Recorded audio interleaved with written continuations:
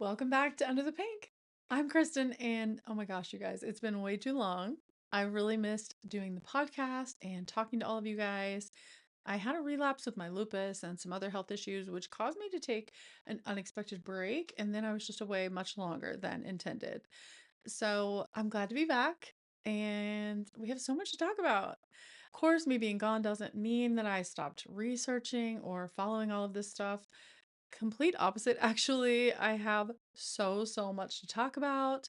So many connections and deep dives and different theories and stuff that I haven't seen talked about anywhere else. So we have lots to catch up on, and especially some big picture stuff that I think helps piece this whole thing together. So it's been months since we've talked, and so much has happened in the Taylorverse, the TSCU. I'll get into more specifics in later episodes. In these first couple episodes, I really want to talk about how I think the New Romantics work and the timeline of it all, where I think we are in this whole thing. Before I get started, make sure to check out the description box and follow me on all of my socials. I plan to make a post on all my socials for each episode so that we have a place to talk about it and so that you all can add your thoughts and discoveries and theories and stuff like that. I'll also make sure to link any creators that I talk about in the episode. I think credit is super important, so I'll make sure to mention them and link them below. Check them out in the description box and follow them.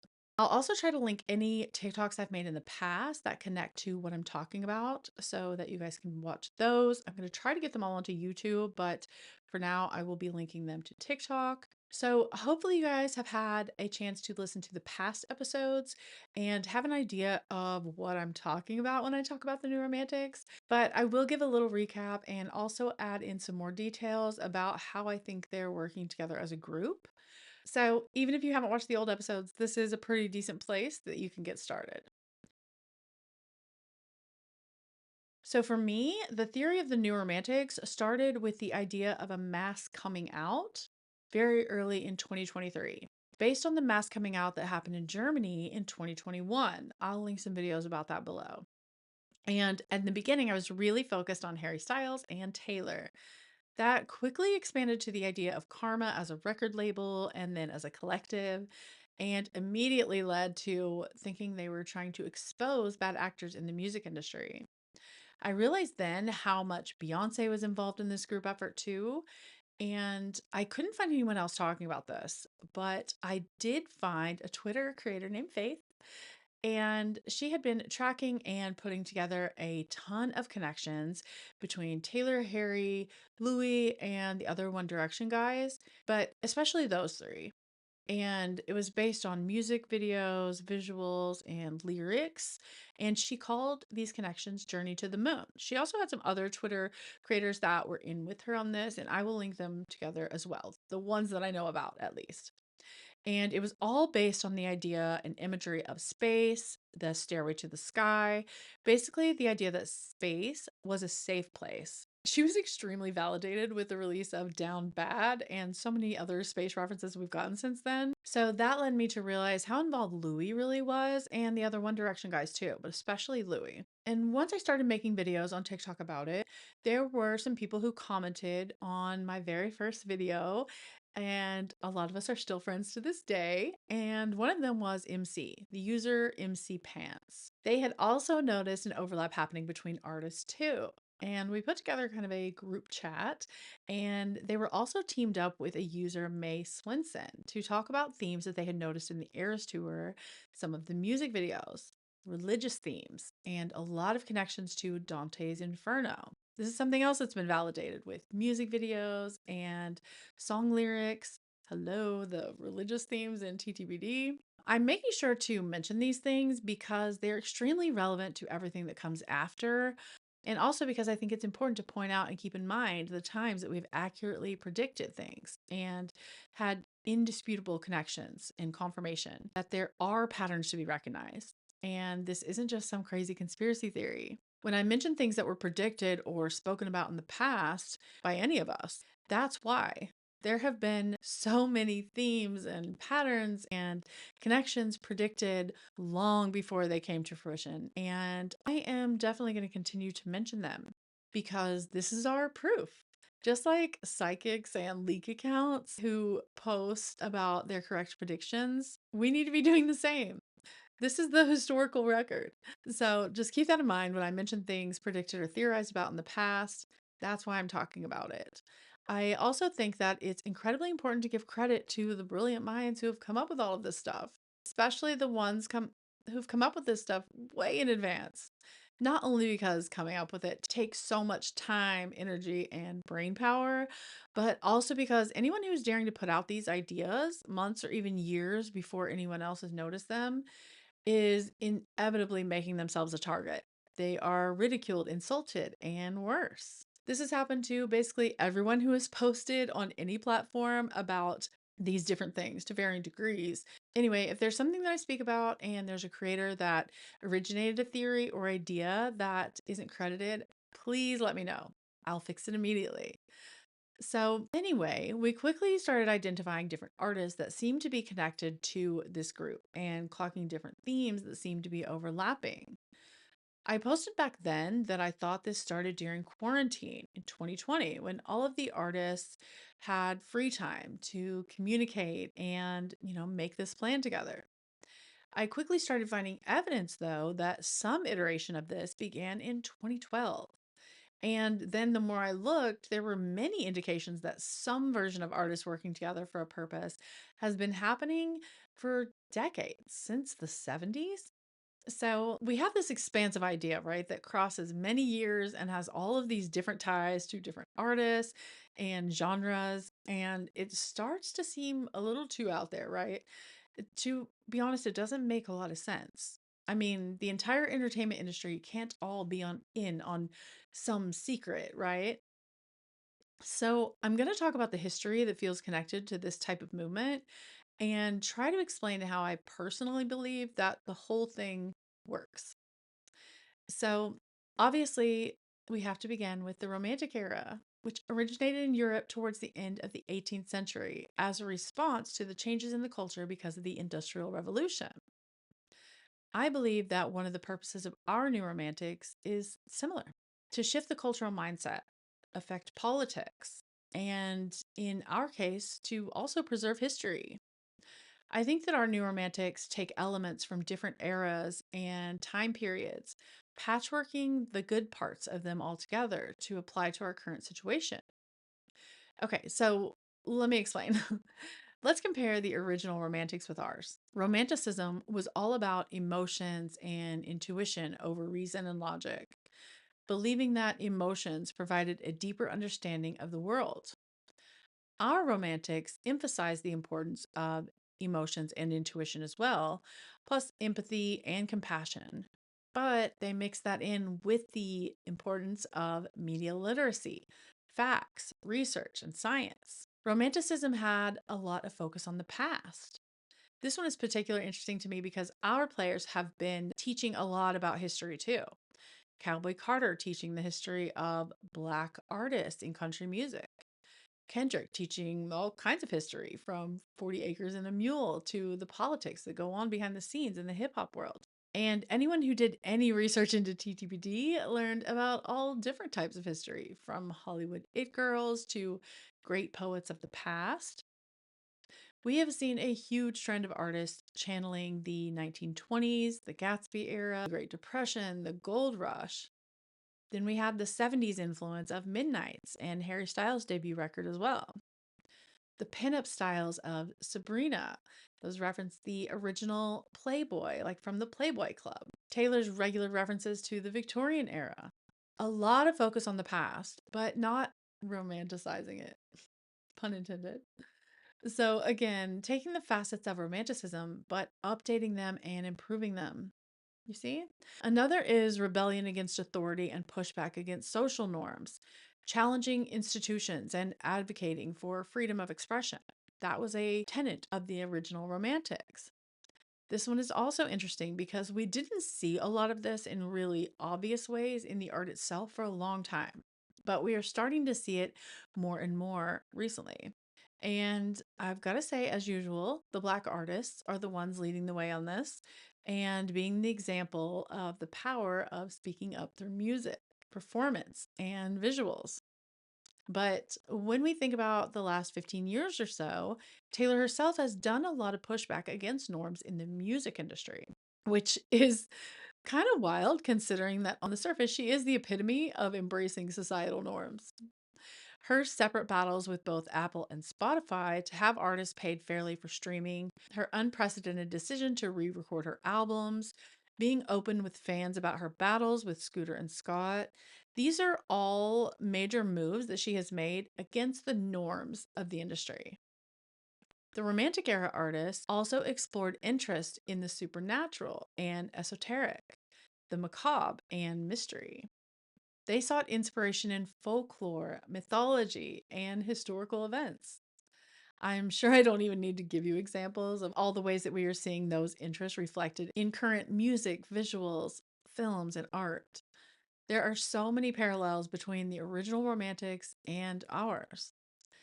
And then, of course, Taylor has referenced the Romantic era and its poets directly. So we can't forget that. We know that they're connected.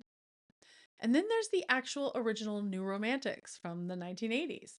Of course, Taylor literally has a song name for them. And the funny thing about these New Romantics is that none of the bands that fall into the category actually wanted to claim the title.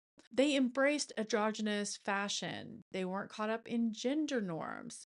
Lots of focus on fashion and, of course, synths and synthesizer sounds. That's hard to say. They themselves got inspiration from 1970s glam rock, and they were very theatrical and over the top, pushing boundaries visually and stylistically, and again, notoriously abandoning gender norms. So you can kind of see how these two completely different eras of romantics combine to influence our current group of artists. Neither of the past iterations of romantics were created deliberately, and I think that they just serve as inspiration, something to build on and improve on. Another very important piece of the puzzle that I think is criminally overlooked is the Melrose Place project called In the Name of the Place. I've talked about this in previous podcast episodes, and I think that this is crucial to understanding everything that we are seeing now. So, as a quick overview, a group called the Gala Committee was put together by a group of artists and Melrose Place producers and was implemented on the Melrose Place set in the fourth and fifth seasons of the show. Melrose Place is a spinoff of Beverly Hills 90210 and a very popular primetime TV show, FYI. It aired in the early 2000s. The project involved placing subliminal, progressive messages and imagery into the set and props of the show. It started out as a very small project and grew over time to include storylines and dialogue with the actors. It didn't get the recognition it deserved at the time because people just didn't notice it. These pieces were in the background or printed on props or were represented in things like paintings, bottles in the background on the bar. To quote Mel Chin, the spokesperson for the collective, their goal was to, let me read it, create props and make slight script revisions and adjustments as product placements, not in service to commercial interests, but to initiate the possibility of using the medium to assist in the generational transfer of ideas. So when a show has a product placement for like Coca-Cola or Doritos, they make small changes in the script and in order to accommodate those placements. And he's saying here that they did the same thing for these like progressive props, made small changes in the script and in order to highlight these things. And it wasn't for any kind of commercial gain, but to assist in the generational transfer of ideas. So, continuing to pass down these progressive ideals. He also said that this project of covert insertion was not intended to be subversive, but to offer a blueprint on how artists can collaborate with commercial production from the inside. So he literally described this as a blueprint on how artists can do this from the inside, and I believe that it's been used as such. These were not things that would be noticed in the early 2000s by television viewers when TV couldn't be paused or slowed down and there weren't even HD. However, it was displayed in LA, in Korea, and get this, in Kansas City, Missouri in 1998. And there was a museum exhibit in NYC in 2016 that showed all of the different pieces and how they were incorporated into the show. I truly think that this project is fundamental to how our current artists communicate an Easter egg today and how it spreads to the point that it is currently, where it feels like every part of Hollywood is involved. Think about it. Like 75% of the Easter eggs and pattern recognition we've all noticed are hidden in visuals of some sort: social posts, music videos, films, photo shoots. There are common themes that all of them use, and then themes that feel specific to smaller groups or individual artists. I think that this type of messaging has been used in various ways ever since the In the Place project, and has ramped up with the evolution of technology and the ability of viewers to pause, zoom in, and catch little references and to Google them. Leaving codes in art has been happening since the beginning of time. Look at the theories around Da Vinci and his work. Artists in the 60s and 70s were heavily rumored to put backwards messages in their records and hidden pictures in the album covers and artwork. These things inspired Taylor herself to put hidden coded messages in her liner notes from her very first record. She said she was inspired by the Beatles and the Paul is Dead conspiracy. These aren't new concepts, but obviously they have been taken to a new level in recent years. I personally think that in the film and TV world, the concept has passed from project to project. Producers, directors, set designers, and all the other people on the production side work on so many different projects and can easily pass these ideas on. I think that it became more of a coordinated effort once Donald Trump became president and everything really changed. I think that this has been happening and building for all of this time. And that kind of leads us to the Questlove game nights. Hear me out. I've talked about these game nights plenty of times before, but this is another case of a key part of the foundation of our new romantics that is woefully overlooked. The game nights were publicized so strategically, and they confirmed that there are groups of people in the entertainment world that gather together, that many celebrities have friendships behind the scenes that the public doesn't know about. And I mean, obviously, but it especially that the people at these events were all engaging in codes and Easter eggs and hidden messages. And this is one of the very few things that we know for certain. So I made a video about the Uno game nights and all of the sus pictures and staged videos that were posted about them. And Questlove himself commented on it. I think this is so important, and not just because it was my video, although that was super cool, but because this is the only direct confirmation that I know of that we have gotten that something more is actually happening and that we aren't just all seeing things that aren't there. Like, that's a direct confirmation that all of these people were participating in something behind the scenes. He commented, "Now cipher it," which clearly indicates that there was something staged going on in the pics. And Questlove confirmed on his own socials that these weren't his first game nights, but having Taylor there at the height of the Eras Tour madness guaranteed maximum eyeballs on the pictures and attention to the game nights themselves. This was the first time they really posted about them. These events kept happening regularly with a very eclectic mix of actors, musicians, writers, comedians, and even political figures from popular streaming shows, SNL, music, movies. The addition of people like Ronan Farrow and even Monica Lewinsky hinted at the political nature of these get togethers too. It's very easy to think that they could use these events to establish general symbolism, to use across genres and mediums, and especially films and franchises that are used as inspiration, like The Truman Show, The Hunger Games, The Wizard of Oz and Wicked, Alice in Wonderland, Eternal Sunshine of the Spotless Mind. So that's the New Romantics and how I think they have a general common goal of progress. Taylor did an interview in 2019 where she said that the Democrats all needed to bond together, basically, regardless of semantics. And she said, and I quote, "We need to be like, you're a Democrat, Sick. Get in the car. We're going to the mall.